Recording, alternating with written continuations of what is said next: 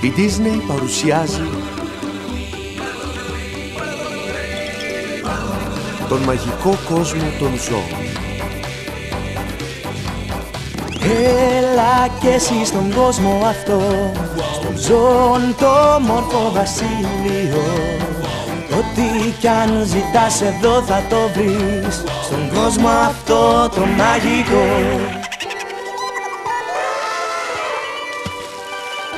Το παιχνίδι ξεκινάει μπρος, κάνε όνειρα τρελά, της φύσης βρες το μυστικό, στον κόσμο αυτό το μαγικό. Ο μαγικός κόσμος των ζώων της Disney.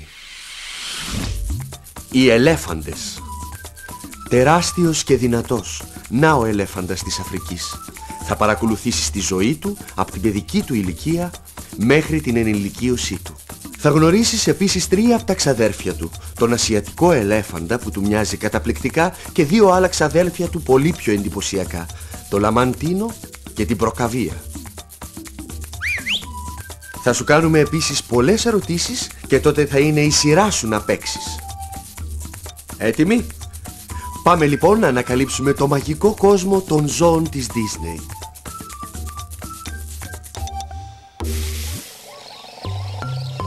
Βρισκόμαστε στις μεγάλες πεδιάδες της Αφρικής.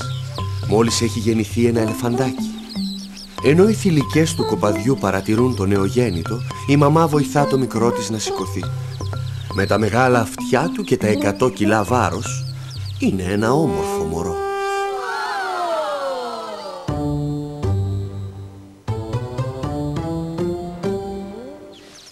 Το ελεφαντάκι μας θέλει να θυλάσει, αλλά για να τα καταφέρει θα πρέπει να σταθεί όρθιο.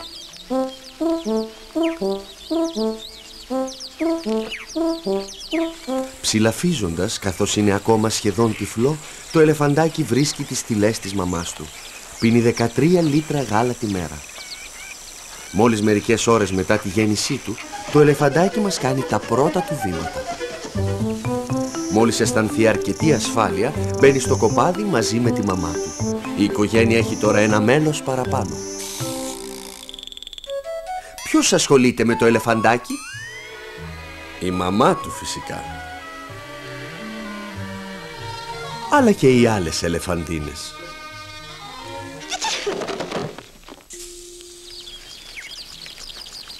Μέσα στο κοπάδι, όλες οι θηλυκές, ακόμα και οι πιο νέες, είναι πραγματικές νταντάδες.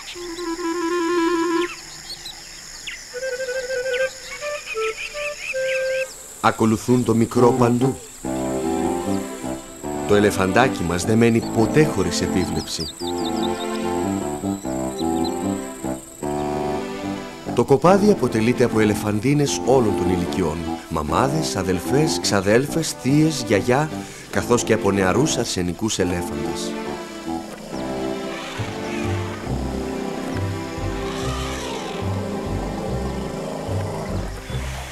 Οι ενήλικες αρσενικοί ελέφαντες ξεκόβουν από το κοπάδι και μετακινούνται μακριά από αυτό. Ποιος οδηγεί το κοπάδι? Η γιαγιά.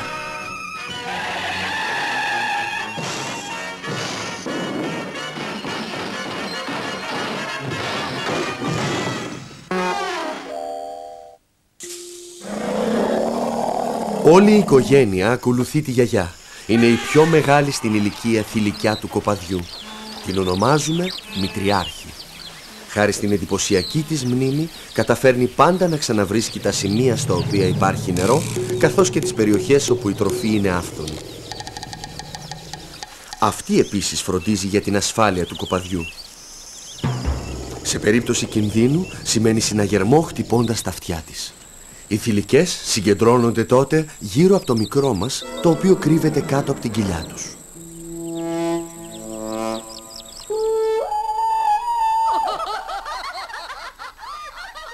Όσο μένει φρόνιμο κοντά στο κοπάδι, το ελεφαντάκι μεγαλώνει προφυλαγμένο από κινδύνους. Δεν πρέπει σε καμία περίπτωση να απομακρυνθεί για να μην το φάνε οι ίενες ή τα λιοντάρια. ή οποιοδήποτε άλλο πεινασμένο ζώο. Όταν η ομάδα κάνει στάση, τα ελεφαντάκια βρίσκουν την ευκαιρία να διασκεδάσουν.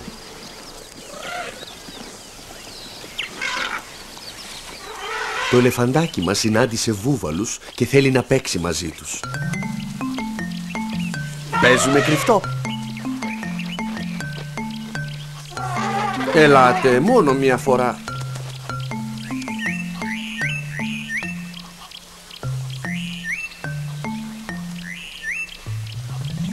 Κουκού.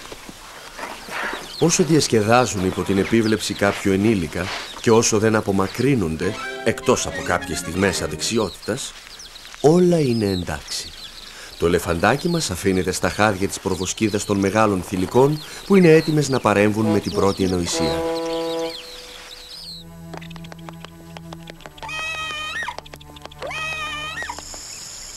Η προβοσκίδα είναι ένα όργανο αναγνώρισης και επικοινωνίας, αλλά το ελεφαντάκι μας δεν ξέρει ακόμα να τη χρησιμοποιεί. Είναι μόνο λίγων μηνών και αναρωτιέται τι μπορεί να κάνει με αυτή την αστεία μακριά μύτη. Το κοπάδι αρχίζει πάλι να προχωρά και φτάνει σε ένα σημείο που υπάρχει νερό. Επιτέλους θα μπορέσουν όλοι να δροσιστούν. Οι ελέφαντες πρέπει να πίνουν περισσότερα από 80 λίτρα νερό την ημέρα. Με την προβοσκίδα τους οι ενήλικοι ελέφαντες ρουφούν μια μεγάλη ποσότητα νερού και στη συνέχεια τη χύνουν μέσα στο στόμα τους. Το ελεφαντάκι προσπαθεί να κάνει το ίδιο, αλλά δεν είναι εύκολο. Κοιτάζοντας τους μεγάλους να πίνουν, στο τέλος μαθαίνει. Έτσι μεγαλώνει, μαθαίνοντας. Ποια είναι η αγαπημένη στιγμή για το ελεφαντάκι μας? Η ώρα του μπάνιου.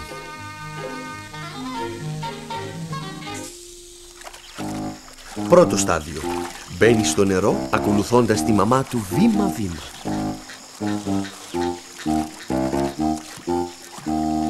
Στη συνέχεια πρέπει να προσπαθήσει να κρατήσει την ισορροπία του όσο το δυνατόν περισσότερο.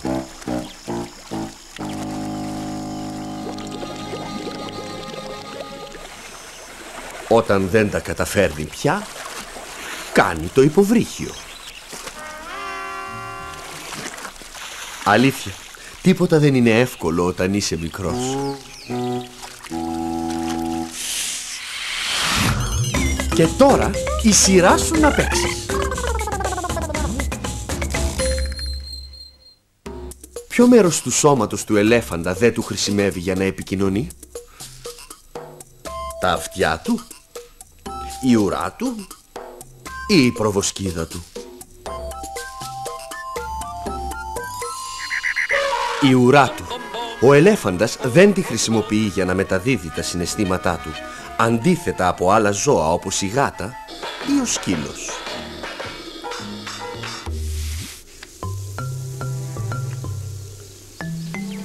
Στην ηλικία των 2 ετών περίπου, το ελεφαντάκι μας έχει γίνει έφηβος. Είναι πιο ανεξάρτητο, αλλά εξακολουθεί να ακολουθεί το κοπάδι.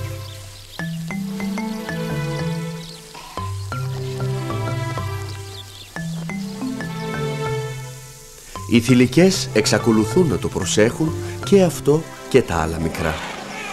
Στον έφηβό μας αρέσει πολύ να καυγαδίζει. Οι νεαροί ελέφαντες μπορούν να παίζουν με αυτόν τον τρόπο για ώρες χωρίς να κάνουν κακό ο ένας τον άλλον, μόνο και μόνο για τη διασκέδαση. Τα αμυντικά του όπλα είναι ακόμα πολύ μικρά για να τα χρησιμοποιήσει, αλλά χειρίζεται πλέον την προβοσκίδα του σαν επαγγελματίας. Σε τι χρησιμεύει η προβοσκίδα στον ελέφαντα? Για να επικοινωνεί, για να ψηλαφίζει, για να σηκώνει διάφορα αντικείμενα, για να ταρακουνάει, για να αμήνεται, για να τρώει, για να πίνει και για να μυρίζει.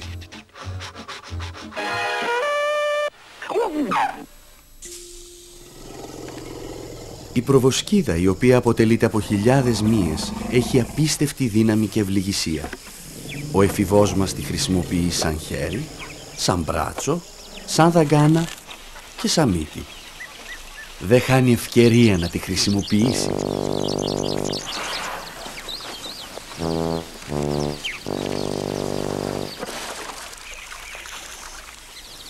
Η προβοσκίδα καταλήγει σε 2 δάχτυλα. Εξάσκηση στο φαγητό. Ο έφηβός μας έχει μάθει να διαλέγει τα φυτά που μπορεί να τρώει παρατηρώντας τη γιαγιά του. Γνωρίζει περισσότερες από 90 ποικιλίες και τις απολαμβάνει.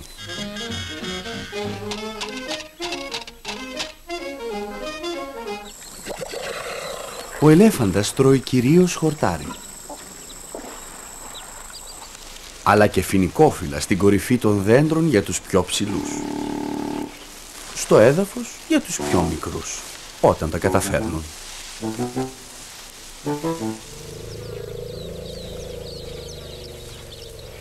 Ο έφηβός μας συνεχίζει το γεύμα του με κάποιες ρίζες που βρίσκει σκαλίζοντας τη γη. Έχει ακόμα μια μικρή λιγούρα, γιατί να μην φάει και κάποιους πολύ τρυφερούς φλοιούς δέντρων. Ένα τέτοιο γεύμα είναι ό,τι πρέπει. Ο ελέφαντας είναι φυτοφάγος. Τι είναι ένα φυτοφάγο ζώο? Ένα φυτοφάγο ζώο είναι ένα ζώο που τρώει μόνο φυτά.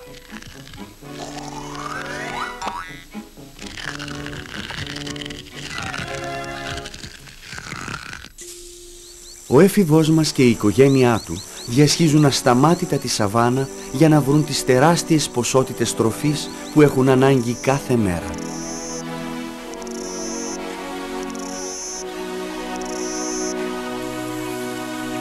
Οι ελέφαντες έχουν χοντρό αλλά ευαίσθητο δέρμα που πρέπει να προστατεύουν από τον ήλιο και τα έντομα.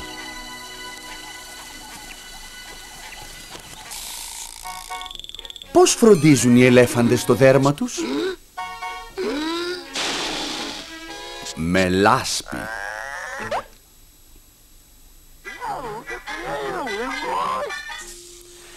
Για να προστατευτεί, ο ελέφαντας αλήφεται με ένα στρώμα παχιάς και γλιώδους λάσπης. Όταν στεγνώνει, η λάσπη δημιουργεί ένα στρώμα που φυλακίζει και πνίγει τα παράσιτα.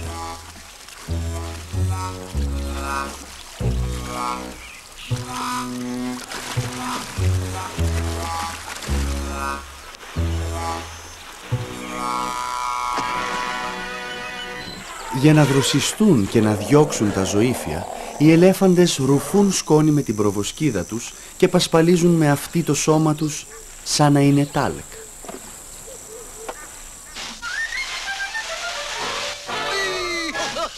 Για να δροσιστούν έχουν επίσης τα αυτιά τους. Όταν όλος ο κόσμος ζεσταίνεται, αυτά δημιουργούν ένα καλό ρεύμα αέρα.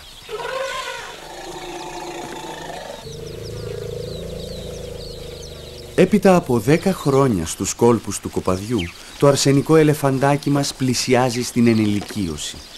Θα γίνει μέλος μιας ομάδας αρσενικών.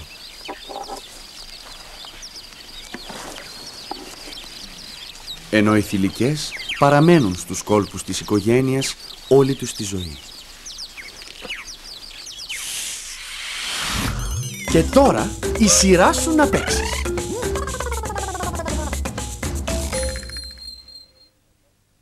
Γιατί οι ελέφαντες μετακινούνται συνεχώς? Για να διατηρούν τη φόρμα τους? Για να ψάξουν για καταφύγιο? Ή για να βρουν φαγητό και νερό? Για να βρουν φαγητό και νερό. Μία ομάδα ελεφάντων καταναλώνει κάθε μέρα τόνους από φυτά. Για να βρουν μια τέτοια ποσότητα τροφής, οι ελέφαντες πρέπει να μετακινούνται συνεχώς. Αυτό επιτρέπει στη φύση να αναγεννάται. Στην ενήλικη ζωή του, ο ήρωας μας ζυγίζει 6 τόνους και έχει ύψος 3,5 μέτρα. Παρά τον τεράστιο όγκο του, το περπάτημά του είναι εκπληκτικά ελαφρύ.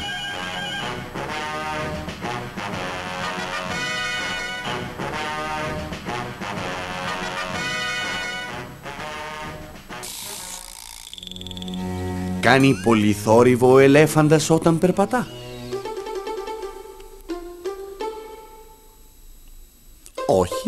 μετακινείται ήσυχα.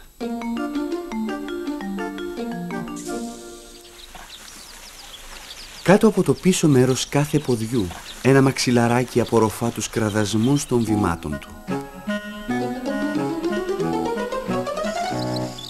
Ο ελέφαντας μετακινείται λοιπόν με κάθε λεπτότητα. Τώρα που είναι ενήλικος, ο ελέφαντας μας διαθέτει εντυπωσιακά αμυντικά όπλα. Είναι οι χαυλιόδοντές του που δεν σταματούν να μεγαλώνουν. Μπορεί να έχουν μήκος μέχρι και 3 μέτρα και να ζυγίζουν περίπου 100 κιλά ο καθένας. Στους ελέφαντες, όπως και στον άνθρωπο, υπάρχουν δεξιόχειρες και αριστερόχειρες. Γι' αυτό το λόγο, ο ένας από τους δύο χαυλιόδοντες είναι συχνά πιο χρησιμοποιημένος και μερικές φορές σπασμένος. Οι χαυλιόδοντες του ελέφαντα είναι δυνατά εργαλεία. Τίποτα δεν τους αντιστέκεται. Αποτελούν επίσης απειλητικά όπλα και επιτρέπουν στον ελέφαντά μας να επιβληθεί στην ομάδα των αρσενικών. Οι φιλικοί καυγάδες θεσπίζουν μια ιεραρχία μεταξύ των μελών της ομάδας. Χτυπήματα με την προβοσκίδα και τους χαυλιόδοντες. Τα πιο μεγαλόσωμα πλάσματα πάνω στη γη μάχονται με απίστευτη δύναμη.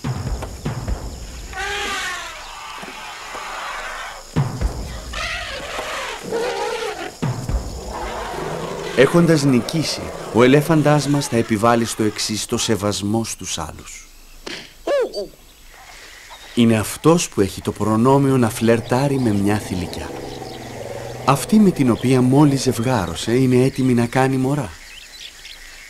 Μετά το ζευγάρωμα χωρίζουν και η θηλυκιά θα φύγει μαζί με το κοπάδι της.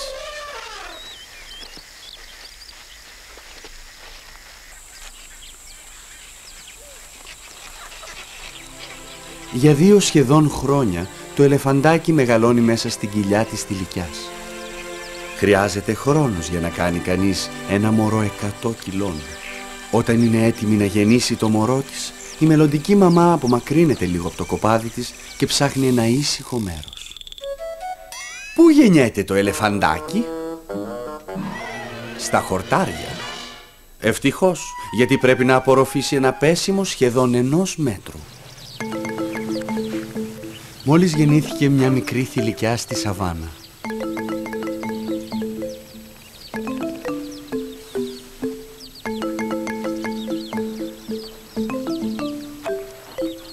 Περιτριγυρισμένη από τα μέλη της οικογένειας που έχουν έρθει να την υποδεχτούν, αρχίζει τη ζωή της σαν ελεφαντίνα.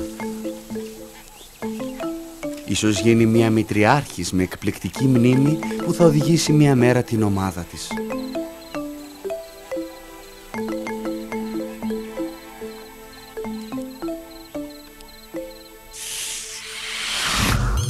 Και τώρα η σειρά σου να παίξεις. Ποιο είναι το πιο μεγάλο από αυτά τα 3 ζώα? Η φάλαινα, ο ελέφαντας ή ο ιπποπόταμος? Η φάλαινα είναι το πιο μεγάλο ζώο του πλανήτη. Ζει στη θάλασσα.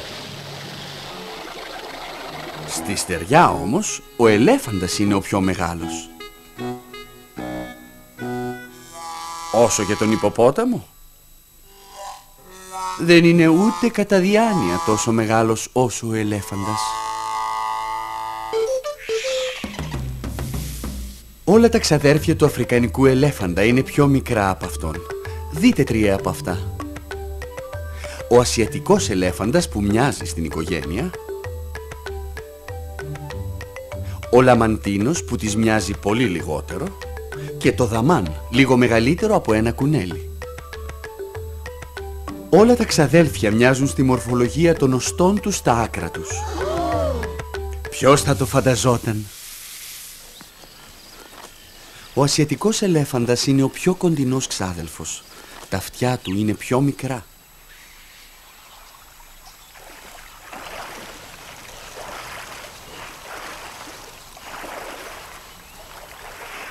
Το μέτωπό του είναι διογκωμένο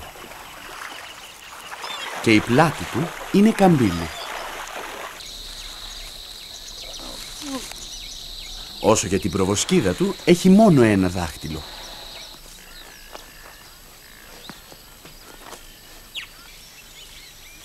Όπως ο Αφρικανός ξάδελφός του, ο ασιατικός ελέφαντας τρώει πολύ χορτάρι. Και παρατηρούμε και σε αυτόν την ίδια οργάνωση στην ομάδα όπου οι θηλυκές ασχολούνται με τα μικρά. Υπάρχει επίσης ένας ξάδελφος του ελέφαντα σε ένα μέρος αρκετά απρόσμενο. Ο λαμαντίνος ζει στο νερό των τροπικών ποταμών. Η μεγάλη πλατιά ουρά του είναι στην πραγματικότητα ένα πτερίγιο που του χρησιμεύει για να προχωρά. Έχει επίσης μπροστά δύο πιο μικρά πτερίγια με τα οποία μπορεί να κάνει πηδήματα.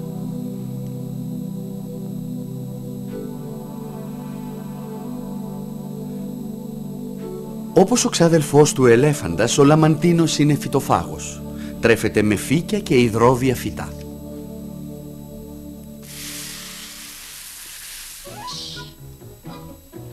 Και τώρα ο μικρός ξάδελφος, το δαμάν. Το δαμάν είναι καλυμμένο με τρίχωμα και ζυγίζει μόλις 3 κιλά.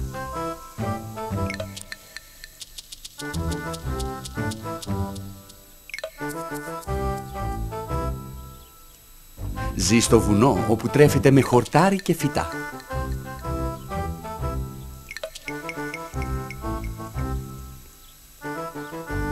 Όταν ολόκληρη η οικογένεια έχει φάει καλά και τα μικρά έχουν θυλάσει, είναι η ώρα της σιέστας. Το δαμάν περνά σχεδόν όλο το χρόνο του κοιμισμένο, ενώ ο αφρικανικός ελέφαντας κοιμάται περίπου 6 ώρες την ημέρα. Και τώρα η σειρά σου να παίξεις.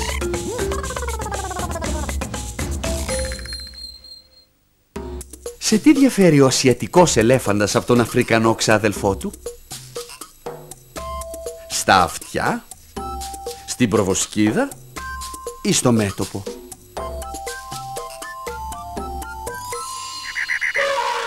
Και στα τρία.